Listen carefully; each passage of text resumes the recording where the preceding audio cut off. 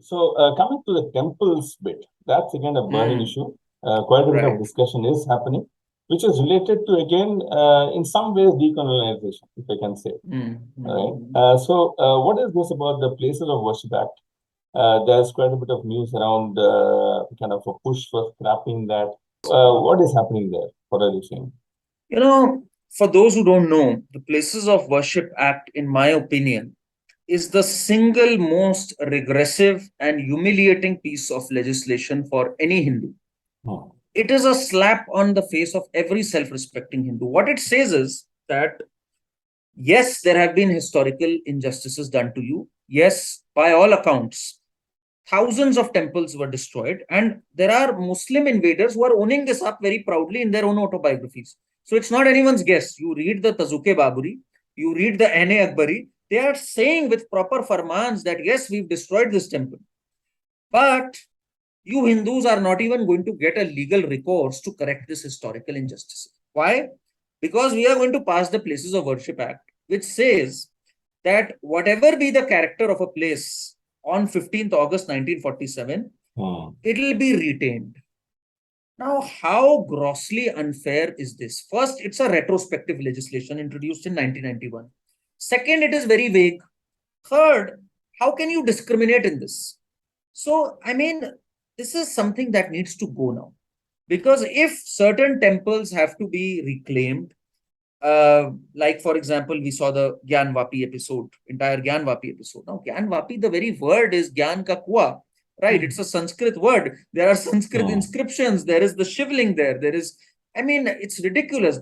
Anyways, on one wall, Gauri Shringar is worshipped every year, one day of the year. So, this, I mean, in good spirit, in the spirit of brotherhood, where thousands of temples have been destroyed, at least this one temple which Hindus hold so dear to them, that too in Kashi, which has an out and out Hindu or a Sanatani atmosphere.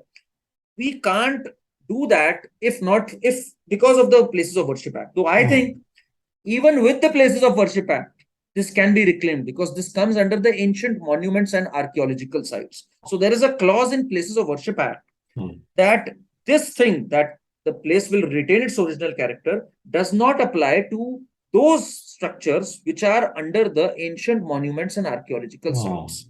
So any site which is more than 100 years old comes under the Ancient Monuments Act. So there is a way of reclaiming Gyan Vapi temple, I'll call it, if we can apply this, but it'll be best to get rid of this piece of legislation, which is a relic of the past and which is actually a sore thumb in the eye of Hindus. They've already had so many wounds. It is like that sprinkle of salt that nobody wants to take away. Hmm. So I think this needs to be addressed, and I think it can be scrapped. It can very much be scrapped. Got it. Got it. So relating to this, there's also this feeling amongst most of the Hindus, I would think, that the Hindu temples should no Hmm. longer be under the control of the government. So what is your take on this bit? Oh, 100%. I mean, this is the second biggest issue after Places of Worship Act, if you ask me. Unfortunately, Hindus have been second-rate citizens in their own country for quite some time now. There are many examples of that. Places of Worship Act is one. Not having a uniform civil code is another one. Hmm. Hmm. Then the fact that Hindu temples are under state control and mosques and churches aren't, and you talk about equality, you talk about one sided secularism, it's unbelievable. It is the only country on the face of the earth, Anand, where a majority has unequal laws which are unfavorable to it. So this is ridiculous. This is how colonized or how much uh, we've been enslaved mentally. We are one of those who can pretty much thank our invaders for invading us. We are reduced to that laughing lot today. So the only thing why people are not leaving, why the government is not stepping out of the control of temples is Hmm. the government knows there is serious money there. There Hmm. is so much money, there is so much of fund that I am not sure who all are, reaping the benefits of that, how much of good use it is being put. So there are so many people who are taken care of under the table and so many shady dealings happening with this money that a crackdown on this is not easy. It is just like a crackdown on the foreign money. Remember when Mr. Modi had said that we'll bring back all the foreign money from the Swiss accounts, but he's not done that till now, because politics is a dirty game somewhere. And there are lots of vested interests, lots of people, but if there's one person who can do it, it's our prime minister who can do it, because he's been prime minister for 8 years, and this will be a huge, all he's looking for now is legacy, to be very honest. He's already very safe and sound in his position of power, very secure. So I think this will be a huge boost to his legacy. Dr. Swami has been to the courts a couple of times on this, and he even, I think, freed the Nataraj temple from the control of the state.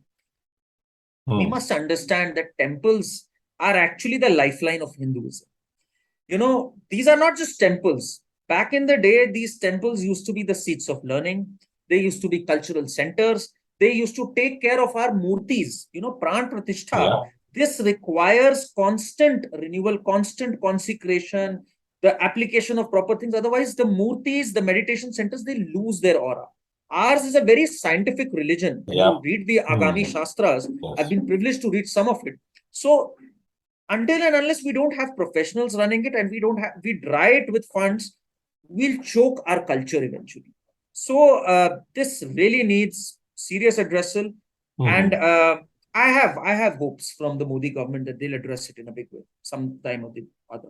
Let's see when. Let's see. That's a good thing to watch out for.